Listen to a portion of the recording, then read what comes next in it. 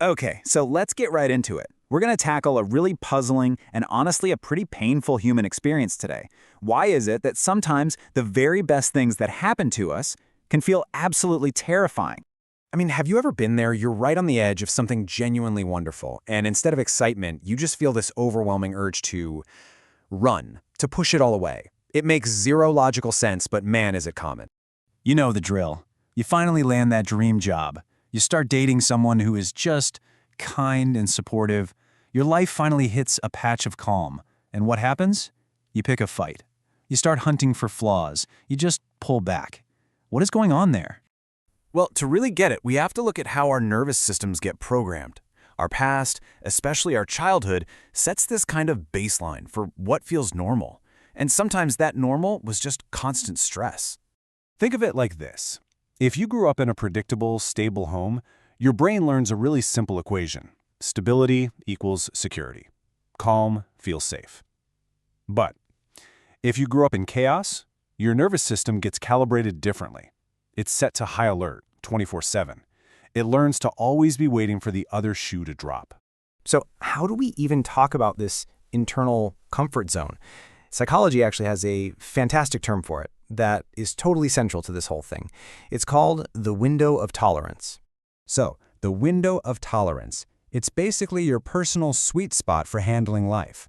When you're inside this window, you feel pretty capable. You can handle stress. But when things push you outside of it, you either get hyper-aroused, that's your anxiety, your panic, or you get hypo-aroused, where you just feel numb and totally shut down. And right here, this is the absolute key. If your whole childhood was spent navigating high-stress situations, your window of tolerance actually includes chaos as part of what feels normal. So peace, stability, genuine calm, that stuff might literally fall outside your window, making it feel totally foreign and, well, deeply unsettling. This brings us to probably the most powerful idea in this whole explainer. We are about to completely reframe what's happening when you push good things away. And it all starts with a question I bet almost all of us have asked ourselves at some point. That's the one, isn't it? It's our go-to. We just immediately blame ourselves. We think we're broken or destructive, or maybe just completely incapable of being happy. And it's such a painful, vicious cycle of self-criticism.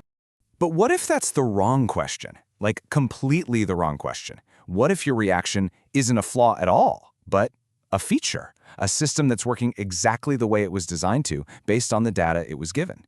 And here it is. This is the big insight. Your brain is not trying to destroy your happiness. It is trying to protect you. Based on everything it's seen before, it learned a very dangerous lesson. Calm is temporary. Quiet is just that eerie, unnerving pause right before something terrible happens.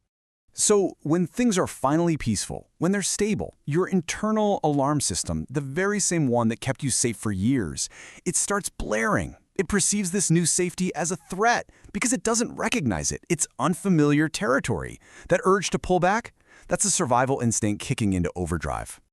Just understanding this allows for this radical shift in how you see yourself.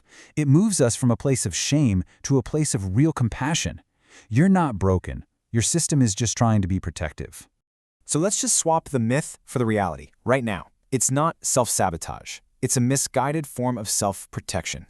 The story in your head changes from, I am so destructive, to, my nervous system is trying to keep me safe based on old, outdated information. I mean, that's a total game changer. So what do you walk away with? First, just recognize that this reaction, it's a learned automatic response. It's not you consciously choosing to ruin things. Second, remember your brain is just doing its job, but it's using an old rulebook. And finally, and this is so important, just having this awareness, this understanding, is the absolute first step toward teaching your nervous system that safety is in fact actually safe. So I'll leave you with this to think about. The next time you feel that familiar anxiety creeping in when things are going well, instead of asking, what's wrong with me? What if you asked, what is my brain trying to protect me from right now? How might that one tiny shift in perspective change absolutely everything?